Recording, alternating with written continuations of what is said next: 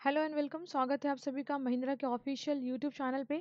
आज हम डिस्कस करने वाले हैं एक इम्पॉर्टेंट न्यूज़, और ये इम्पॉर्टेंट न्यूज़ किस चीज़ के बारे में है। ये इम्पॉर्टेंट न्यूज़ हमारी वर्ल्ड इनइक्वालिटी रिपोर्ट के बारे में है। जी हाँ, वर्ल्ड इनइक्वालिटी रिपोर्ट 2022। चलिए जानने की कोशिश करते हैं इस वर्ल्ड इनइक्वालिटी रिपोर्ट में क्या कुछ बताया गया है, किस पैरामीटर पे ये रिपोर्ट जारी की जाती है, और इस रिपोर्ट के तहत भारत के लिए क्या इन्फॉर्मेशन हमारे एग्जाम पॉइंट ऑफ व्यू से इम्पॉर्टेंट है। तो डिटेल से डिस्कशन करते हैं इस इनइक्वालिटी रिपोर्ट को।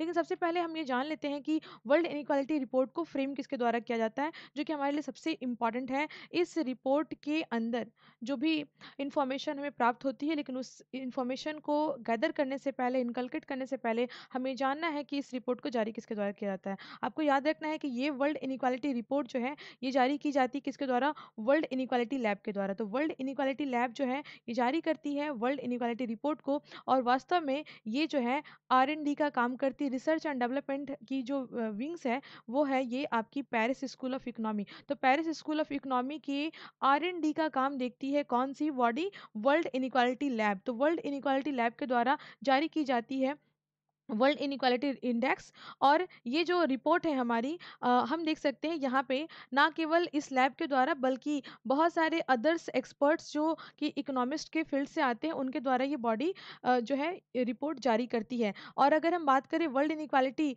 रिपोर्ट को जो बनाने वाली संस्था, यानी वर्ल्ड इनइक्वालिटी लैब, राइट। तो वर्ल्ड इनइक्वालिटी लैब के जो चेयरपर्सन है, यानी जो कोऑर्डिनेटर हैं, वो को डायरेक्टर, हम इनकी बात कर रहे हैं। तो ये है हमारे, आप देख सकते हो नाम आपके सामने है, जो है लुकास चांसल। ठीक है, तो इनके द्वारा, और साथ ही साथ यहाँ पे एक इकोनॉमिस्ट का नाम आपको देखना है, इंपॉर्टेंट है, जो है थॉमस पिकेटी। तो ये आपको याद रखना है, जो कि फ्रांस की, यानी कि फ्रेंच हम कह सकते हैं कि इकोनॉमिस्ट हैं। तो इनके हेल्प से ये रिपोर्ट जारी की गई है। अब चलिए बात करते हैं रिपोर्ट के अंदर क्या कुछ बताया गया है। तो रिपोर्ट बताती है कि जो भारत की टॉप 1% पॉपुलेशन है, वो होल्ड करती है भारत का 1/5 टोटल नेशनल इनकम। तो टोटल नेशनल इनकम का 1/5 जो है, वो केवल और केवल भारत की 1% टॉप पॉपुलेशन के द्वारा ही इंजॉय किया जाता है। यानी बाद बाकी जो पॉपुलेशन है, टॉप 1% पॉपुलेशन के बाद बाकी जो पॉपुलेशन है, वो काफ़ी ज़्यादा पीछे है। इस तरह से ये रिपोर्ट बताती है कि भारत काफ़ी ज़्यादा असामान्य देश है, और लगभग, मतलब बहुत ही ज़्यादा, 13% से भी अधिक पॉपुलेशन जो है, वो काफ़ी नीचे है, काफ़ी बॉटम में है। तो ये रिपोर्ट ऐसा कुछ इन्फॉर्मेशन हमसे शेयर करती है। साथ ही साथ ये रिपोर्ट हमें बताती है, इस रिपोर्ट के हिसाब से भारत में, जैसा आपकी पहले बताइए आपको, कि सर्वाधिक असमानता वाला देश बन चुका है भारत। ये रिपोर्ट में बताया गया है कि भारत की जो वैश्विक आबादी है ना, वैश्विक आबादी जो है, वो औसत राष्ट्रीय आय का जो एवरेज है, वो सिंपली आप देख सकते हो यहाँ पे जो है, वो 2,04,200 रुपीज़ है। आप समझ सकते हैं कि कितना ज़्यादा बॉटम कंडीशन में हम देख सकते हैं कि हमारी जो पॉपुलेशन है, वो जो वैश्विक पॉपुलेशन है हमारी, वो कितना ज़्यादा हम कह सकते हैं कि सफ़र करती हैं। वाइल जो हम देख सकते हैं कि वाइल जो आप देख सकते हो बॉटम 50% अर्न करती है कितना? 53,610। एंड टॉप 1% की अर्निंग जो होती है, वो 20 टाइम्स जो है, इनके अधिक है। तो यानी जो टॉप 10% है, वो एवरेज के जो है 20 टाइम्स अधिक, आप देख सकते हो, धन यहाँ पे जो है इकट्ठा करती है। तो ये काफ़ी इंपॉर्टेंट हमारे लिए हो जाता है। काफ़ी ज़्यादा इनइक्वालिटी आपको यहाँ पे देखने को मिल रही है। साथ ही साथ हम यहाँ पे देखेंगे कि ये जो रिपोर्ट है, वो ये बताती है कि 10% जो हमारी आबादी के आसपास है ना? यहाँ पे आप देख सकते हो राष्ट्रीय आय का 57% है। माने आप देख सकते हो कि काफ़ी ज़्यादा, माने अकेले 10% आबादी, ठीक है? टॉप 1% आबादी आप यहाँ पे देखिए, तो व्हाइल टॉप 10%, है ना? टॉप 10% एंड टॉप 1% जो है, होल्ड करती है रिस्पेक्टिवली 57 एंड 22% जो है 22% ऑफ टोटल नेशनल इनकम।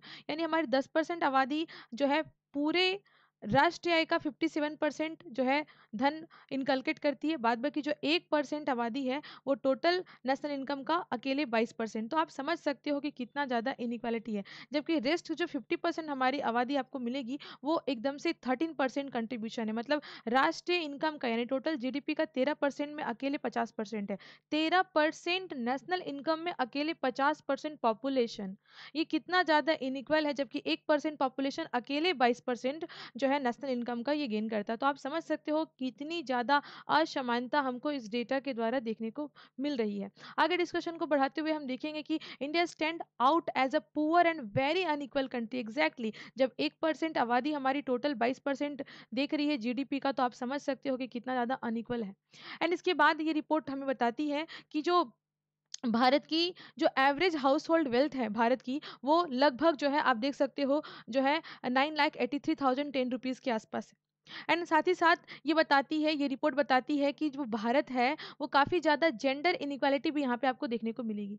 तो जेंडर इनइक्वालिटी यानी जो है जेंडर के आधार पे जो असमानता हमारे समाज में होती है वो भी काफ़ी ज़्यादा हाई है भारत के अंदर। फीमेल लेबर का पार्टिसिपेशन जो है बहुत ही कम है। देखो फीमेल वर्क फोर्स का पार्टिसिपेशन तो बहुत कारणों से कम होता है, just because of safety, work culture, work environment, right. और थोड़ा सा जो हमारे एक सोसाइटी का एक नेचर होता है उसके कारण भी होता है। तो वुमेन सेफ्टी भी एक ग्रेटेस्ट एजेंडा होना है, मतलब है, जिसके कारण जो है हम देख सकते हैं एक बहुत बड़ा इशू है वुमेन सेफ्टी।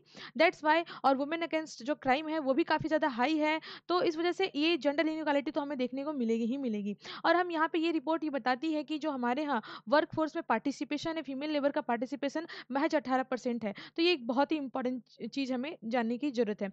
सेकेंडली हम यहाँ पे देखेंगे कि इस रिपोर्ट के हिसाब से भारत जो है काफ़ी सिग्निफिकेंटली लो है एशिया के अंदर।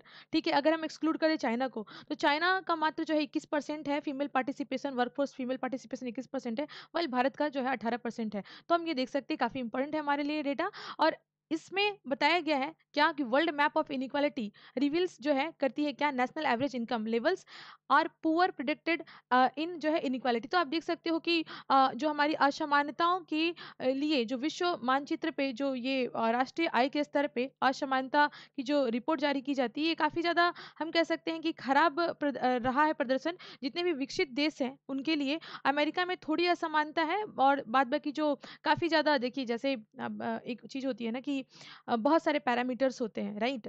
एक होता है सिर्फ इनकम का अधिक होना, दूसरा एक और होती है जैसे भी हमने जेंडर की बात की, तो जेंडर भी एक चीज़ हो जाती है। तो सेवरल चीज़ यहाँ पे काम करते हैं, तो यहाँ पे कुछ खासा असर आपको जो है यूएसए जैसी कंट्री में देखने को नहीं मिलेगा।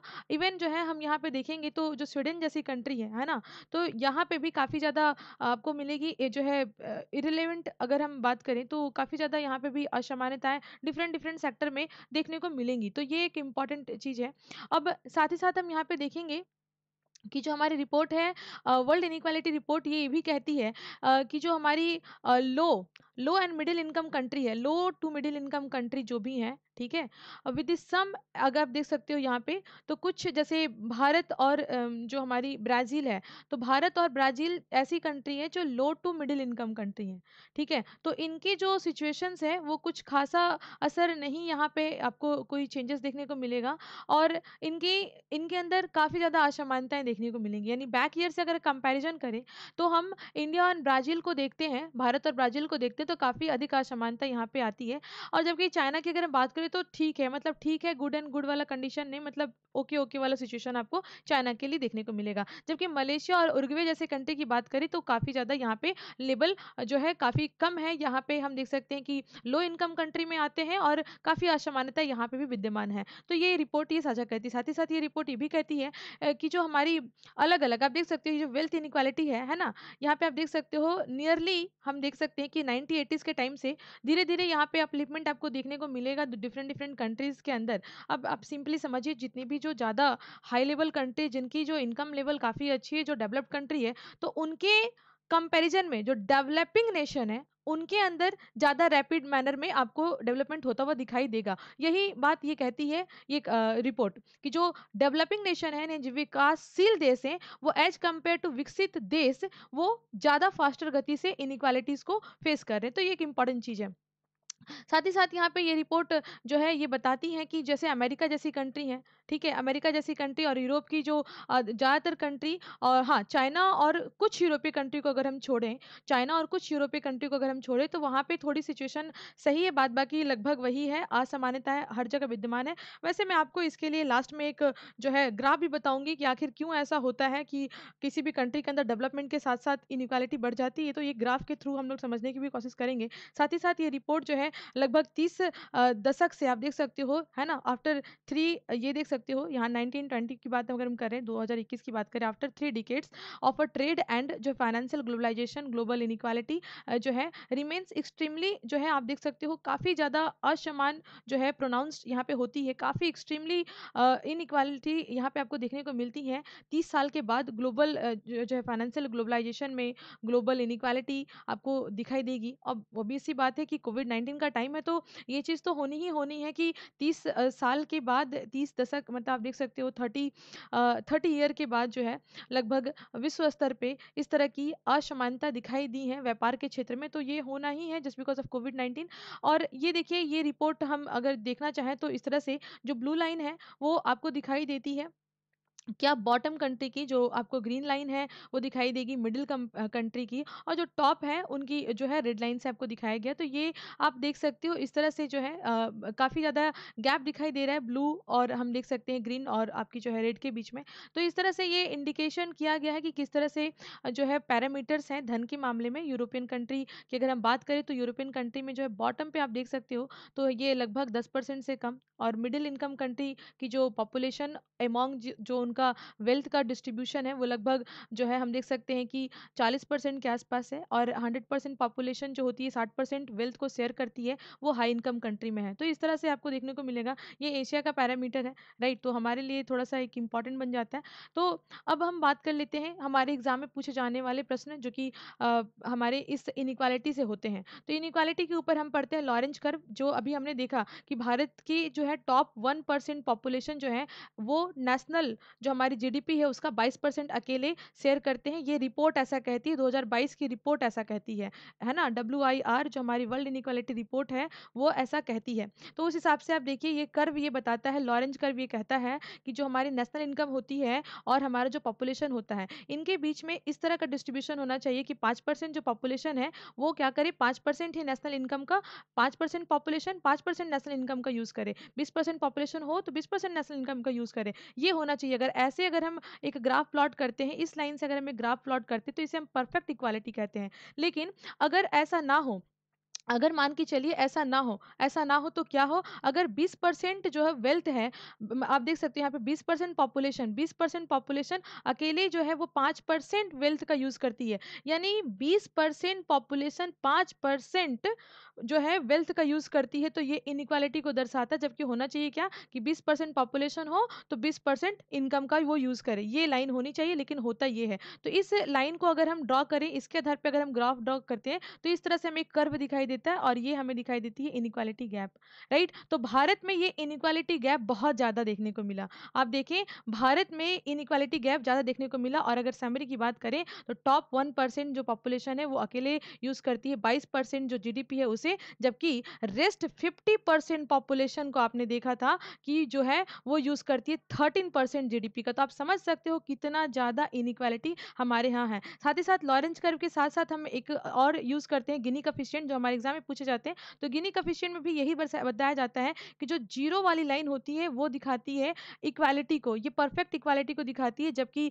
जो है आपकी ये जो 1 वाली लाइन होती है ये दिखाती है इनइक्वालिटी को, और जो 0-1 होता है ये दिखाता है किसको, आपका जो है इनइक्वालिटी गैप दिखाता है, जिसे हम लोग गिनी कोएफिशिएंट के नाम से जानते हैं। तो ये दो इंपॉर्टेंट हमारे एग्जाम में पूछे जाते हैं। साथ ही साथ एक पल्मा रेशियो भी होता है जो हमारे एग्जाम में इनइक्वालिटी के ऊपर पूछा जाता है, याद रखिएगा। जो पल्मा रेशियो होता है वो भी हमारे इनइक्वालिटी पूछा था, और एक क्यूजनेट्स कर्व होता है जो भी हमारी इकोनॉमी में इनइक्वालिटी के ऊपर आधारित होता है। तो ये सारे इन्फॉर्मेशंस अलॉन्ग विथ हमारा जो है WIR यानी कि जो है वर्ल्ड इनइक्वालिटी इंडेक्स जो या रिपोर्ट जो हमारी है, ये हमने पूरी तरीके से डिस्कशन किया। और इसी तरह की इंपॉर्टेंट इन्फॉर्मेशन को जानने के लिए जुड़िए हमारे साथ हमारे ऑफिशियल यूट्यूब चैनल पे। नहीं किया सब्सक्राइब तो kindly do that, do like share and comment. Thank you, thanks for watching.